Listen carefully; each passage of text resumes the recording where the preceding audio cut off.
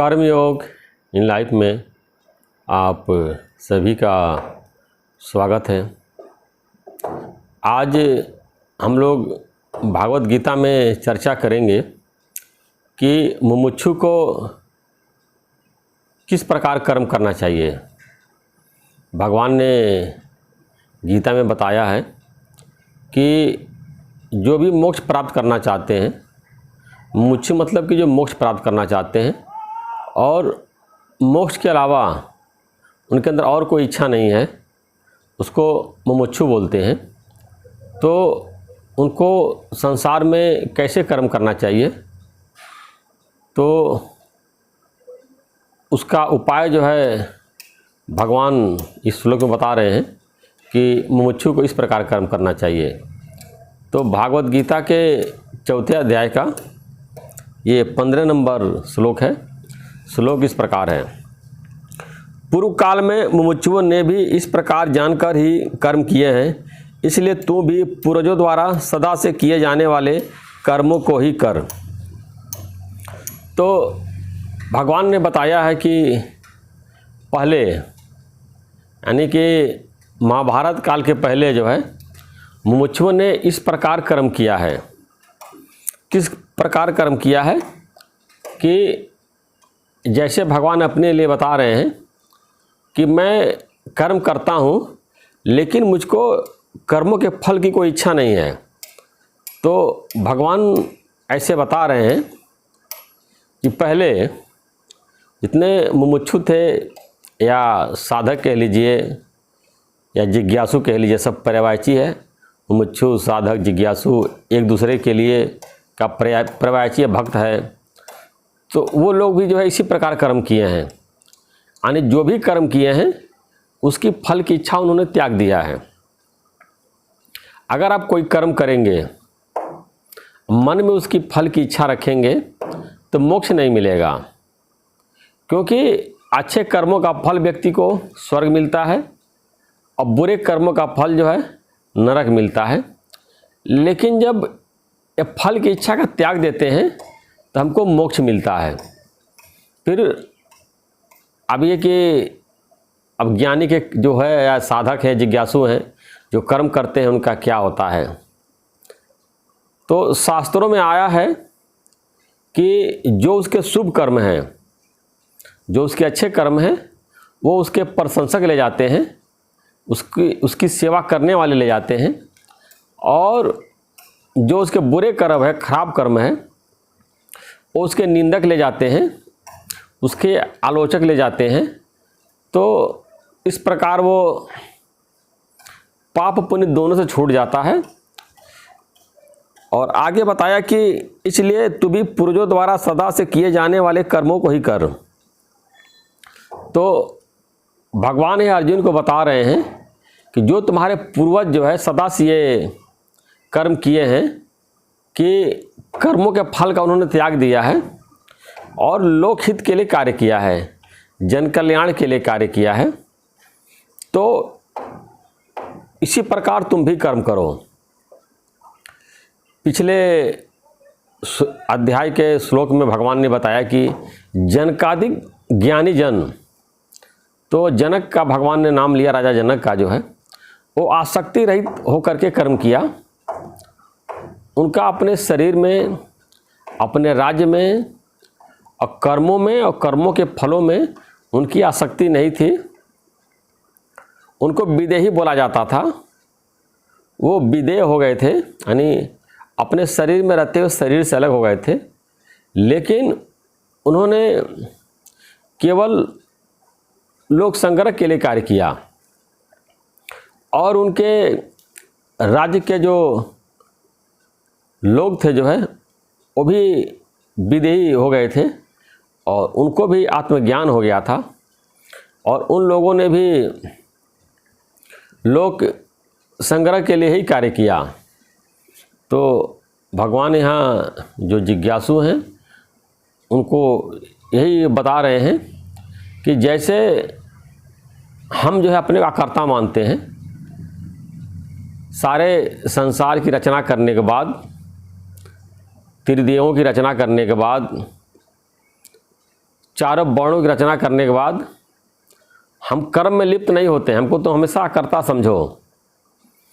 तो ऐसे जिज्ञासु को, मुमुक्षु को भी अपने को अकर्ता मानना चाहिए और किसी भी कर्म में लिप्त नहीं होना चाहिए। अब ये 3 तरह के लोग कर्म करते हैं, एक रजोगुण होता है, एक तमोगुण, एक सतोगुण। तमोगुण वाले को बोलते हैं कि निद्रा, आलस, प्रमाद, आज ये काम कल करेंगे, बाद में कर लेंगे, अरे बाद में देख लेंगे। रजोगुण वाला खूब हलचल में आ जाता है और 2 काम 3 काम साथ ही करता है, दिन भर काम को, बोझ को सर पे ढोता रहता है। सतोगुण वाला जो है आराम से कार्य करता है, एक एक करके एक काम निपटाता जाता है और अपने स्वरूप में स्थित होकर के वो कार्य करता है। तो परमात्मा तो अपने परमात्मा ही हैं, तो अपने वो उनको स्वरूप में स्थित होने की ज़रूरत ही नहीं है, वो तो ऑलरेडी गॉड ही हैं। जो साधक हैं, जो जिज्ञासु हैं, जो भक्त हैं या मुमुक्षु हैं, मोक्ष प्राप्त करना चाहते हैं, उनको अपने आत्म स्वरूप में स्थित होकर के ही लोक संग्रह का कार्य करने के लिए भगवान आदेश दे रहे हैं। अब बता रहे कि जैसे मेरी कर्मों के फल में इच्छा नहीं है, ऐसे तुम भी अपने कर्मों के फल में इच्छा नहीं रखो। भगवान जो है सबके हित के लिए, भलाई के लिए कार्य करते हैं और सारे, ऐसा नहीं कि संसार बना करके भगवान कहीं ऊपर अकेले बैठे हैं। भगवान ने संसार की रचना करके खुद सारे संसार में वो प्रविष्ट हो गए हैं और एक एक आदमी के भलाई के लिए लगे हुए हैं। भगवान गीता में बताते हैं कि मैं अनुमंता हूँ, 13वें अध्याय में, कि मैं हर एक जीव को सलाह देता हूँ ऐसे कार्य करो। लेकिन जो जीव है, अज्ञानी है, वो भगवान के सलाह के अनुसार कार्य नहीं करता है, अपने मनमर्जी कार्य करता है। अपने बुद्धि में, चित्त में जो उसके इस जन्म के संस्कार या समाज का संस्कार या पिछले जन्म का संस्कार या जो स्वभाव आदतें पड़ी हुई हैं, वो उन्हीं के अनुसार कार्य करता है। अब भगवान की जो प्रेरणा होती है उसको अनदेखा कर देता है। लेकिन जो जिज्ञासु होता है, जो भक्त होता है, जो ज्ञानी है, वो जैसा अंतःकरण में, आत्मा में परमात्मा की प्रेरणा आती है, वो उसी के अनुसार कार्य करता है। अगर भगवान किसी चीज़ के लिए मना कर देते हैं तो उस कार्य को नहीं करता है और परमात्मा के मार्गदर्शन में ही वो सारा कार्य करता है। और इस प्रकार अगर हम परमात्मा के मार्गदर्शन में कार्य करेंगे तो हमको मोक्ष जरूर प्राप्त होगा। अब चलिए, कोई जिज्ञासु है, नया नया जिज्ञासु है और उसका मन शांत नहीं है, बुद्धि शांत नहीं है, मन में, बुद्धि में चंचलता है और परमात्मा की आवाज़ वो नहीं सुन पाता है। तो ऐसी दशा में उसको क्या करना चाहिए? तो ऐसी दशा में जो गीता है, उपनिषद है, जो वेदांत के शास्त्र हैं, उसमें जिज्ञासु को जैसा निर्देश दिया गया है उसके अनुसार उसको कार्य करना चाहिए। या गुरु के शरण में, गुरु से ज्ञान सुन रहा है तो गुरु के आज्ञानुसार, आदेशानुसार उसको कार्य करना चाहिए। या गुरु उसको जैसा उपदेश कर रहे हैं उसके अनुसार अगर वो चलता है और उनकी बातों को जीवन में अप्लाई करने की कोशिश करता है, ऐसा नहीं कि गुरु ने कह दिया तो अप्लाई कर लिया। हो सकता है गुरु ने 10 बात कहा, शुरू में तो 1 बात, 2 बात, 3 बात ही अप्लाई कर पाता है व्यक्ति, और एक समय ऐसा आता है कि सारा वो सारी बातों को अप्लाई कर लेता है और गुरु में उसमें कोई भेद ही नहीं रहता है, वो गुरु का रूप हो जाता है। जैसे हमारे यहाँ सत्संग में बताते हैं कि संत करे आप समान। जो संत होता है वो शिष्य को जो है अपने समान कर देता है। जैसे पारस का बताते हैं, पारस लोहे को छू करके सोना बनाता है लेकिन पारस नहीं बनाता है। लेकिन जो संत होते हैं, अगर सच्चे संत की बात है, अब जो खुद ही संत का वो ढोंग रचा हुआ है और लेक्चर दे रहा है और ज्ञान की बातों को जीवन में अप्लाई नहीं किया हुआ है या नहीं पहुंचा हुआ है तो दूसरे को कैसे पहुंचाएगा। ऐसे स्वामी विवेकानंद की बात आती है कि ये हम जले हुए दिए के पास जाते हैं तो बुझा हुआ दिया जल जाता है। अब जहाँ दिया खुद ही नहीं जल रहा है वो दूसरे को कैसे जागृत करेगा। तो जब हमारे अंदर सच्ची भावना होती है, सच्ची प्रेरणा होती है, तो हम सच्चे गुरु के पास पहुँच ही जाते हैं। एक बार एक गुरु था जो है, तो उसके मन में बड़ी ये ग्लानि थी कि कोई सच्चा शिष्य उसको नहीं मिला। सब शिष्य जो उसको झूठे थे और कोई उसकी बात को नहीं मानते थे और उसके आदेशों के अनुसार नहीं चलते थे। तो आकाशवाणी हुई कि तुम ही नहीं सच्चे हो। तो वो झूठा गुरु था, तो उसको जो है इसी प्रकार झूठे शिष्य भी मिले। लेकिन जो सच्चे गुरु होते हैं उसके पास जो है सच्चे शिष्य पहुँच ही जाते हैं।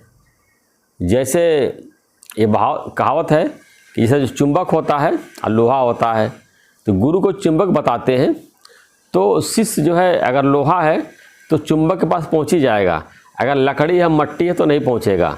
अगर हमारे में ज्ञान प्राप्त करने की इच्छा है, हमारा अंतःकरण स्वच्छ है और शुद्ध है, तो हम जो है हमको सच्चा गुरु मिल ही जाता है और सच्चे गुरु जो है हमको अपने समान बना देता है।